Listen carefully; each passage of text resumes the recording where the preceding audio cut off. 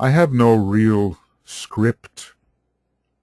I've studied all this for a long time, and I'm just somehow going to rely on the fact that what I might say, without knowing what it is going to be, might be of value to you, and hopefully to me, because I hope to learn a lot by what I might say that I haven't thought about before. You never can tell.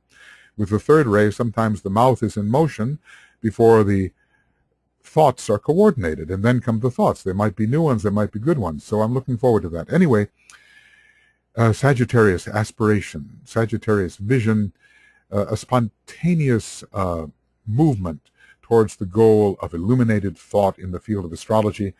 I comfort myself by reminding myself that Einstein had the moon in Sagittarius, which gave him this very high orientation. So all of us involved in this kind of class are involved in a high orientation together.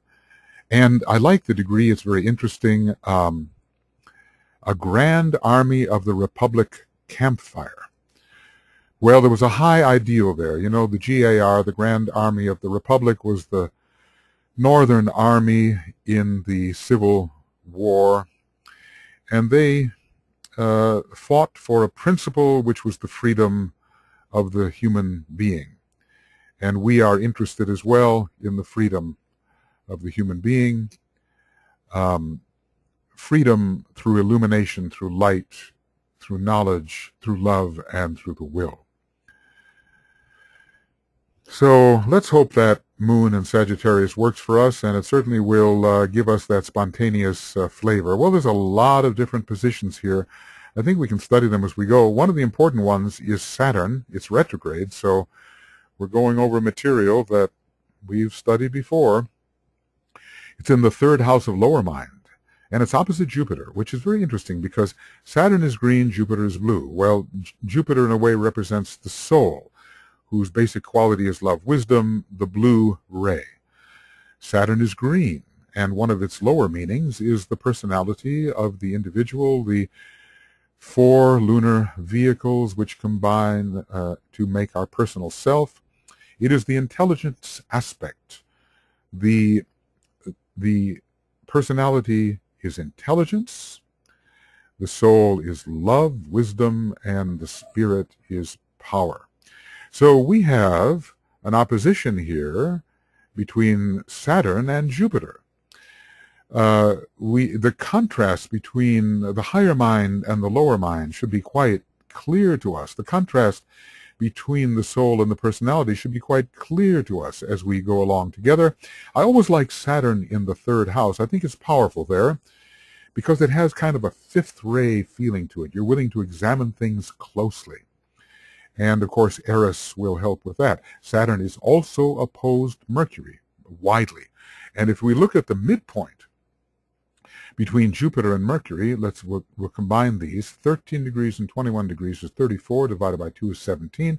So Saturn is right opposed that midpoint of Jupiter-Mercury, Eris. We are going to be able to discriminate between the triadal thought and concrete thought. And our goal here will be to build an astrological anticorona, which will allow us to unite the higher and the lower, so that abstract mind and concrete mind, along with soul mind, may all unite, and we will have what is called three minds unite. That's one of the ways of interpreting three minds unite, because we have them all together. And Mercury, of course, is one of the major symbols of the anticorona, and there it is with Jupiter.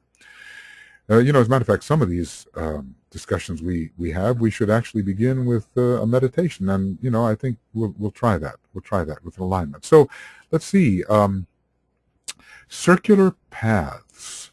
Circular paths is the symbol of this strong Saturn position with the so-called Uranian planet Zeus.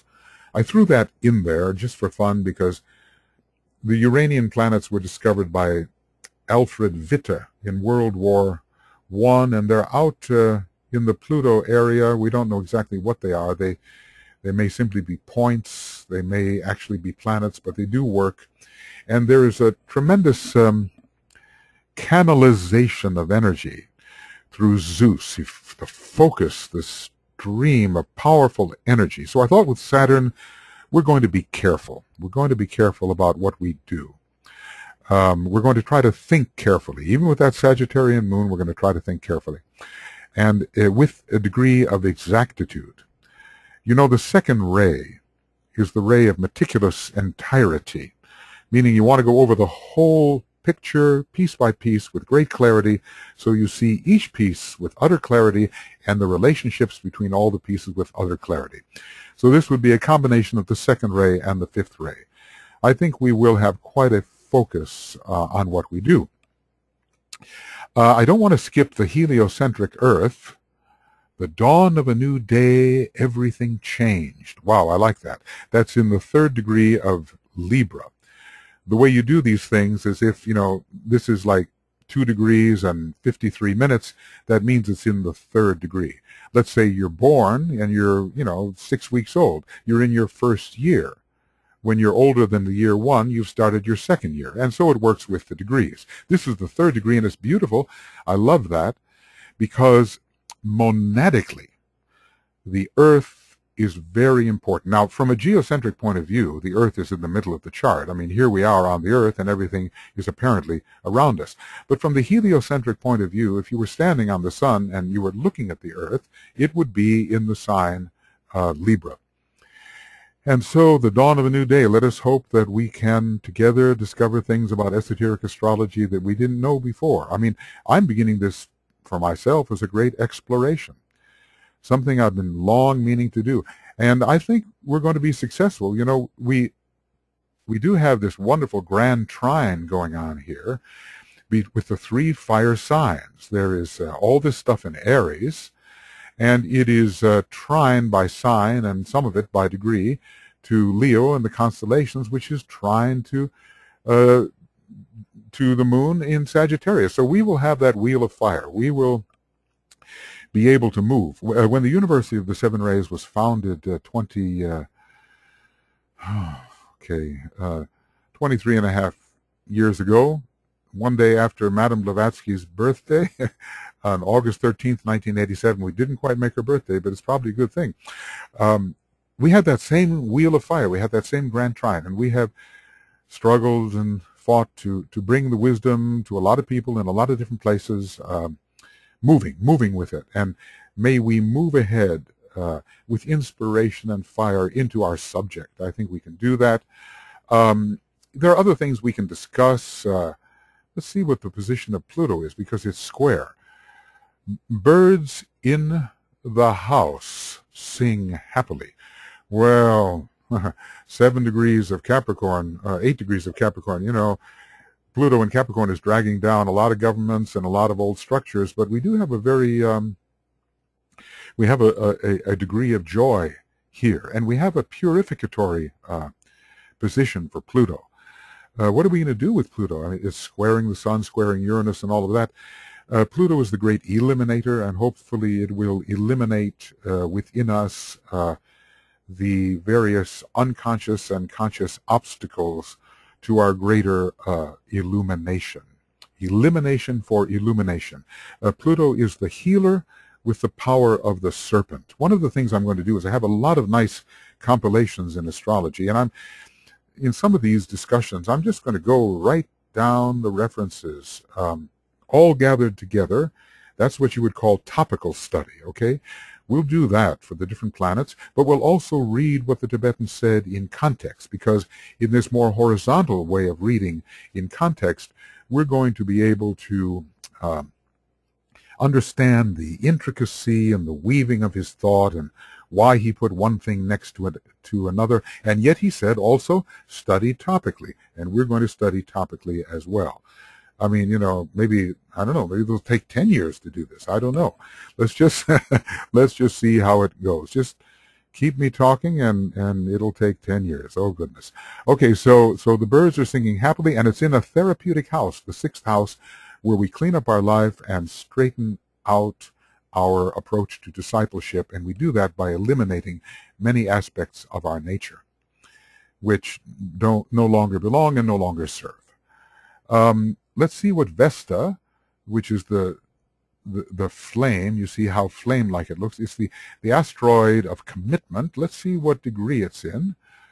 A water sprite. Okay, maybe we'll have some of the help of some of the little devas, but there's a degree of freedom there and playfulness as well. Of course, being in Capricorn, it's a great commitment. It's a real, you always work hard under Vesta. And it is square to our Mercury. So there's going to be a question of our commitment, and we will have to labor for this commitment. We have what it takes to do that. Pallas Athene is another asteroid. It is an extremely intelligent asteroid. Pallas was always helping the various heroes of Greek mythology outwit the gods. She was a warrior goddess, but she had tremendous strategy. Let's see what it says here in Aquarius. A council of ancestors. Well, I like that, because maybe we'll get some of the wisdom and knowledge from the ancestral gods, and maybe that will characterize some of our dialogue with each other. We'll try to arrange that as well. We have at the 7th house cusp, it is found, and that's where we're going to meet each other and dialogue with each other. There's just many things to say. I don't know if I really want to go more than 1 hour on this. I think there's about 10 minutes left, and no, a bit more than that. It looks like we have 19 minutes left, something of that nature. 19 minutes. That's good. So we'll have time for that. Okay, and where were we? Okay. Now, Venus is always lovely, and it's in the group sign Aquarius. It's in the Venus decanate of Aquarius, where brotherhood will at last, at the end of the Aquarian age, the last 700 years, where brotherhood will at last be available to us. Let's see what it says. A hydrometer. Well, it's got a very fifth ray indication. It's kind of a barometer. It's kind of an instrument for measuring pressure. Perhaps we will measure our group pressure by this hydrometer.